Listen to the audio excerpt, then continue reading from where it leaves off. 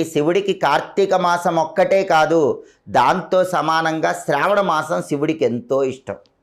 భూలోకంలో అందరినీ అనుగ్రహించటానికి శ్రావణ మాసంలో కైలాసం నుంచి పరమశివుడు భూలోకానికి దిగి వస్తాడని కూడా స్కాంద పురాణంలో ఉంది. అలా దిగి వచ్చే శివుణ్ణి ప్రసన్నం చేసుకోవాలంటే శ్రావణ మాసంలో వచ్చే సోమవారం ఐశ్వర్య శివ పూజ చేయాలి. ఈ ఐశ్వర్య శివ పూజ చేస్తే శివుడు పరమానంద భరితుడై మీ ఇంట్లో ఆనంద తాండవం చేస్తాడు. మీ నట్టింట్లో లక్ష్మీదేవి కనకవర్షం కురిపిస్తుంది. అంటే ఆ విధంగా లక్ష్మీ కటాక్షం కలుగుతుంది.